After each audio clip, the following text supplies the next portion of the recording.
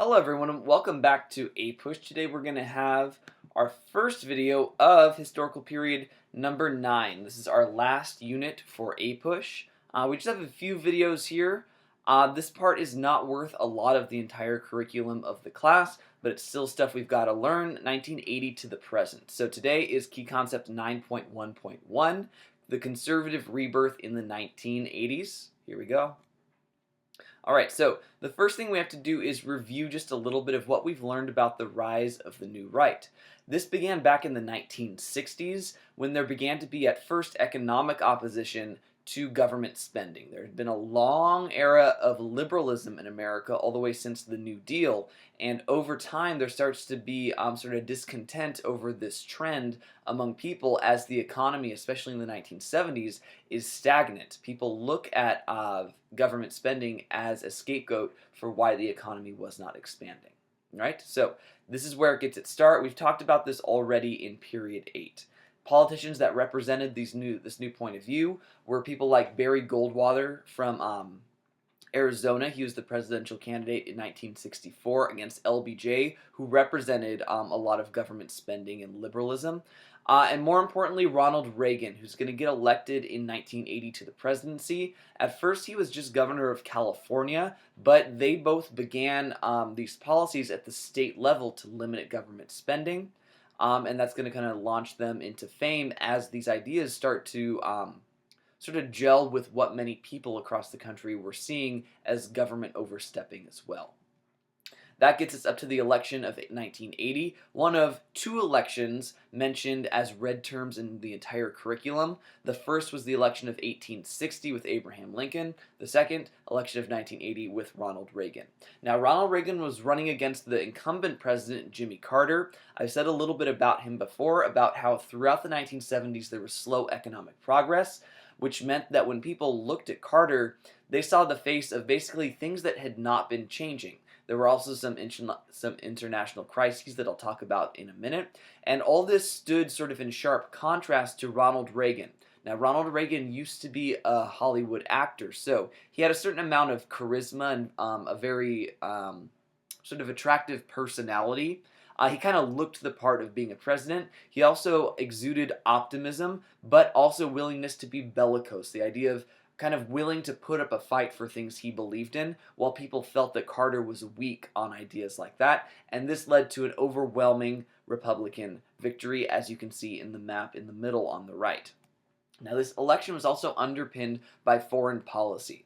Now, back in the late 1970s, Iran had undergone a revolution that was a theocratic revolution with Islam sort of taking control in terms of already it was there with religion, and now it was in control of the government as well. Now what happens is sort of these revolutionaries storm the U.S. embassy and take hostages. And this whole Iranian hostage crisis was towards the end of Carter's presidency, and the way he ran it showed kind of a lack of progress, but also some incompetence with, they tried to send in a helicopter, a rescue team, the helicopter crashed. The Iranians were able to take all the parts from the helicopter and learn kind of our military secret technology. So this was all very public, and it looked bad.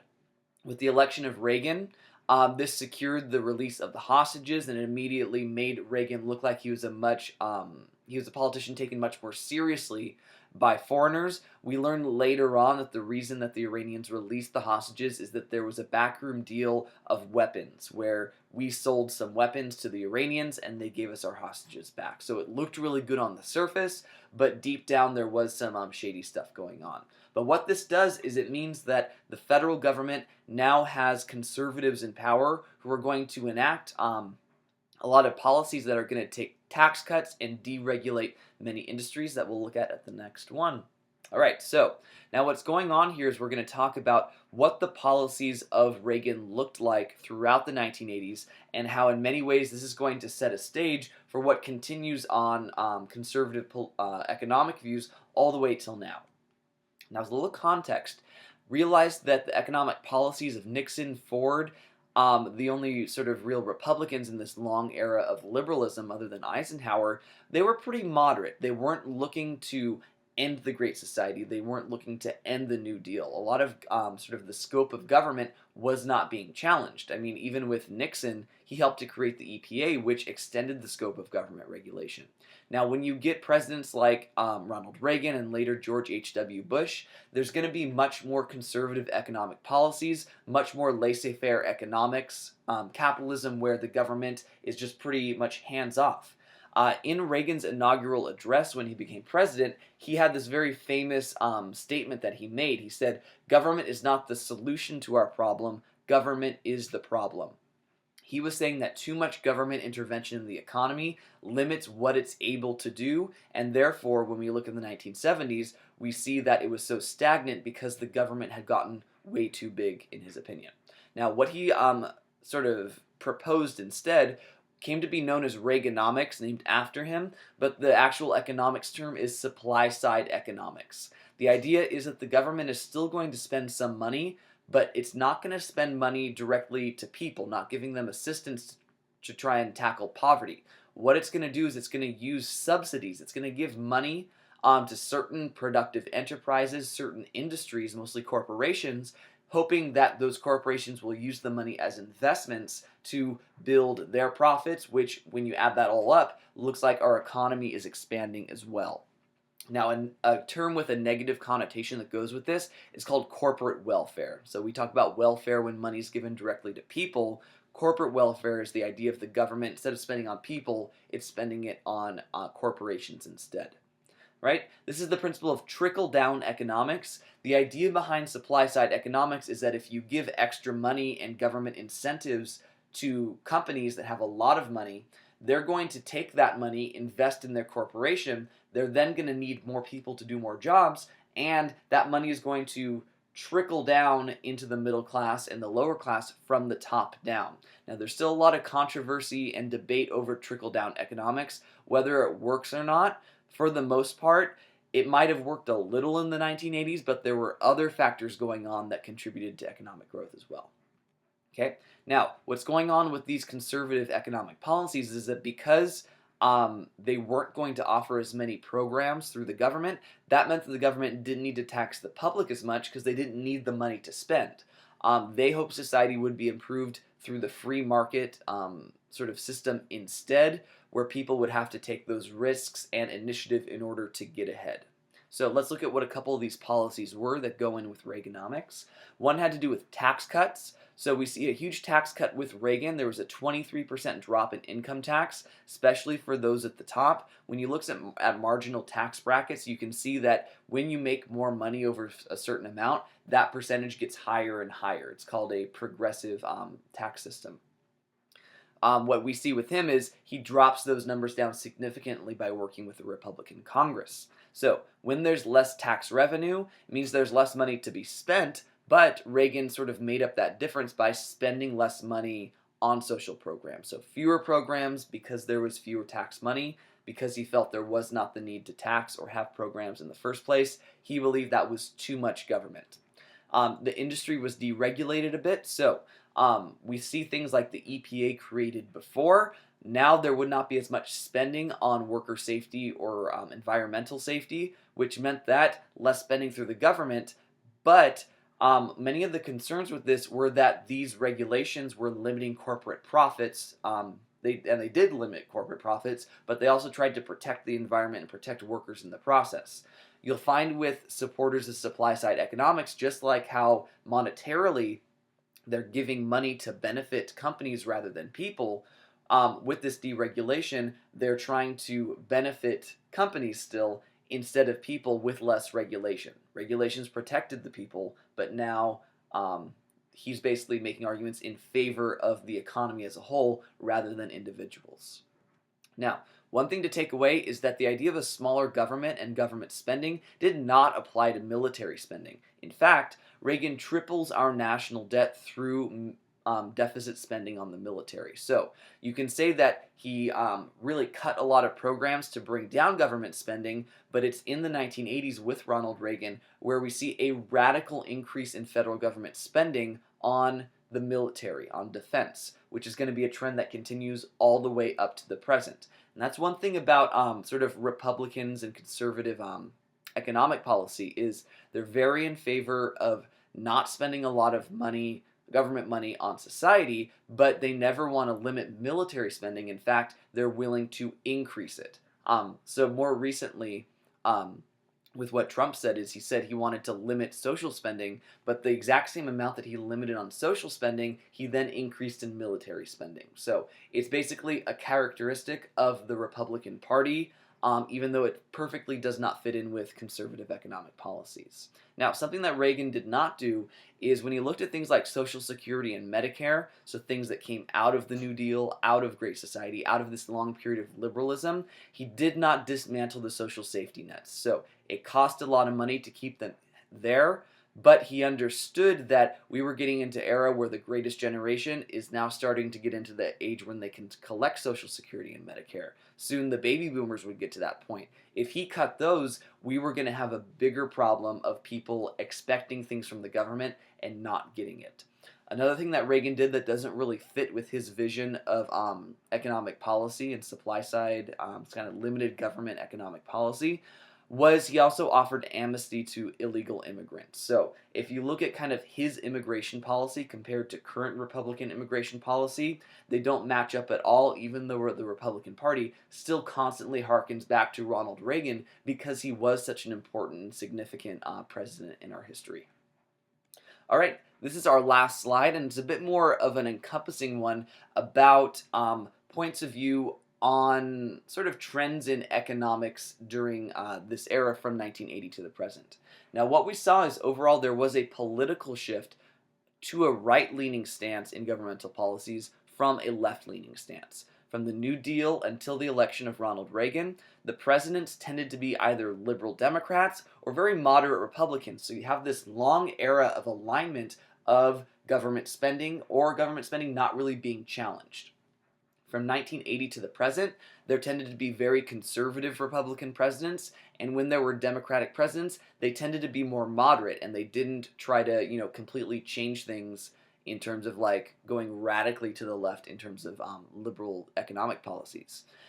So keeping that in mind, we're going to talk about a few trends that happen from the 1980s to the present. Now, in the 1990s, there was an agreement between Canada, the United States, and Mexico called NAFTA, the North American Free Trade Agreement. And what it did is they all agreed that they would not put protective tariffs against each other. Remember, tariffs are extra taxes put in on goods in order to encourage people to buy your homemade goods instead of goods made in other countries. It might be cheaper otherwise to buy it from a foreign country, but tariffs protect that from buying it local instead of foreign. So we make this agreement, and the idea behind it is going to provide easier international manufacturing and trade networks. The idea of we all have borders with each other, it should be easier to trade with each other because we're close to each other.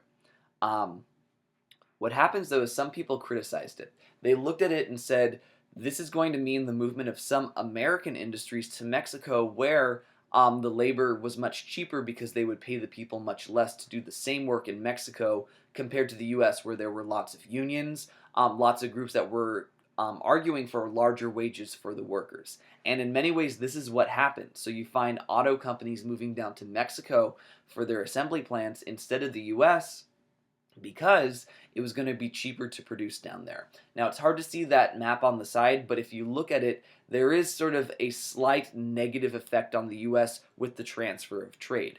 We tended to be buying more from Canada and Mexico than selling to them. So that means a sort of, in terms of net exports, we were importing more than we were exporting. So we had sort of a negative effect because of this. And this is why to this day, people still argue that NAFTA doesn't work well for U.S. industries. It tends to favor the other countries instead. It began in the 1990s. The argument still exists to this very day. Conservatives tend to want to limit NAFTA to protect U.S. industries. Liberals, when it comes to economics, do not want as many restrictions on trade to have a more globalized world. So that's why it's still controversial. All right, social safety net. Now, I mentioned this with Reagan on the previous one, and Reagan didn't really touch them, but when we get into the 1990s, there begin to be calls for reform of those systems because again, there was the trend of wanting less government spending, which means limiting now things that even Reagan didn't touch. The 1990s were an era of a lot of economic expansion, very few recessions, but a lot of economic growth, partially because the increase in technology and communication systems that make business easier to operate. Now, the president for most of the 90s was Bill Clinton. So Bill Clinton was a Democrat, he was a liberal, but he took a more moderate stance within his presidency because he initially tried to implement very liberal programs, and he eventually, his party lost the midterm elections. Congress was taken by the Republicans with something they called the Contract with America. And what this basically looked like to Clinton was Americans are in this stage of leaning to the right, favoring more conservative economic policies. So he said, if I want to have a successful presidency, I need to be more moderate. I have to work with Republicans rather than have us be on opposite sides of the spectrum and never work with each other. So what he did is he took a more moderate policy. He worked with the Republicans to have reform of welfare, to reform of many things that liberals often disagreed with, but he got things done with the Republicans and found compromise in the process. So realize this is what I'm talking about at the top of the slide, where it says that in this period there were conservative Republicans and moderate Democrats. Clinton wanted to be more liberal, but he knew it wasn't going to work to actually make things happen, so he became more moderate as a result. Okay, another example of approaches to social safety nets is with healthcare issues that happened in the 2010s with the Affordable Health Care Act, more commonly known as Obamacare. So, healthcare reform could be seen as a social safety net of something that is access to everyone, just like Social Security and Medicare, involved in this thing. Now, obviously, there would be conservative opposition to this, and there was much conservative opposition to the Affordable Care Act. It got passed anyway. The Supreme Court upheld it in 2015 that it was a valid law to have. Now, despite this, the Republicans and conservatives still often claim that they want to repeal this, that they think it's too much government control and too much use. They don't think it's really a necessary social safety net. And so what we're seeing here is, I really hope you're getting the idea of what these economic visions look like for liberals versus conservatives. Liberals want the government involved in the economy, and that might be involved through spending more money. Conservatives are saying the economy works best when the government doesn't interfere, so they look at the government spending money on people's health care as too much interference. The government's competing with business. Businesses can't compete with the government as big as it is, and it sort of has a negative effect on the economy and society as a result. There's also talks of financial reform involved in this. It's mentioned at the end of the description on the left. In 2008, we have our largest recession since the Great Depression. Now, this was brought on by lots of deregulation of the banks in the previous about 20 to 30 years. Now, back during the New Deal, when we talked about it, I told you about the Glass-Steagall Act that forced banks to break up into banks for kind of personal uses, individuals, and then investment banks. This was repealed, and now banks that were supposed to be protecting people's, checking, savings, investments, can now use that money to make risky investments all around the world. Okay, buying and selling things at a very fast rate. And this helps to lead to the 2008 recession because no longer were banks being told what to do about how they had to be very careful about investing people's hard-earned money.